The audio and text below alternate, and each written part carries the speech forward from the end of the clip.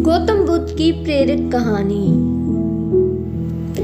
एक बार की बात है जब गौतम बुद्ध जी मगध राज्य के गांव में ठहरे हुए थे। गांव से थोड़ा बाहर एक मोची अपने परिवार के साथ रहता था। उस मोची के घर के पास एक तालाब था और एक दिन रोज की तरह सुबह मोची तालाब किनारे पानी लेने गया। वहां उसने तालाब में एक बहुत ही अद्भुत पुष्प देखा। वह पुष्प देखने में बहुत ही सुंदर था और चमत्कारिक भी प्रतीत हो रहा था। मोची ने तुरंत ही अपनी पत्नी को बुलाया और वह पुष्प उसे दिखाया। मोची की पत्नी आध्यात्मिक और धर्म में आस्था रखने वाली थी। वह पुष्प को देखते ही समझ गई कि जरूर कल यहाँ से गौतम बुद्ध जी गुजरे होंगे। उन्हीं के प्रताप से पुष्प खिला है। पुष्प को चमत्कारिक मानकर मोची ने एक योजना बनाई। उसने अपनी योजना के बारे में पत्नी को बताया। वह इस पुष्प को राजा को देगा और उससे खूब सारी मुद्राएं लेगा। उसकी पत्नी ने भी सोचा कि यह पुष्प उसके लिए किसी काम का नहीं है, इसे राजा को ही दे दो, कम से कम कुछ कमाई तो होगी। पत्नी की सहमति के बाद मोची राजमहल की ओर निकल गया। राजमहल के रास्ते में उसे एक व्यापारी मिलता है और मोची के हाथ में पुष्प देखकर वह रुक जाता है। वह मोची से पूछता कि भाई ये पुष्प लेकर कहाँ जा रहे हो।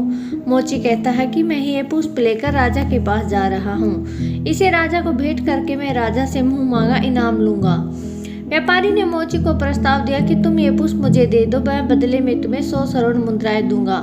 मोची की सोच में पड़ गया कि उसने सोचा कि जब व्यापारी इस पुष्प के लिए 100 स्वर्ण मुद्राएं दे रहा है तो राजा तो इससे ज्यादा देगा। यही सोचते हुए उसने व्यापारी को पुष्प देने से मना कर दिया।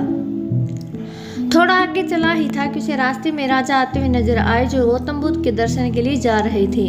राजा भी मोची के हाथ में वो दिव्य पुष्प देखकर अचंभित हो गई और राजा ने मोची को पुष्प के बदले 1000 स्वर्ण मुद्राएं देने के लिए कहा। यह सुनते ही मोची के मन में एक अजीब सी चेतना आई। वह राजा को पुष्प न देकर दौड़ता सीधे महात्मा बुद्ध के पास जा पहुंचा।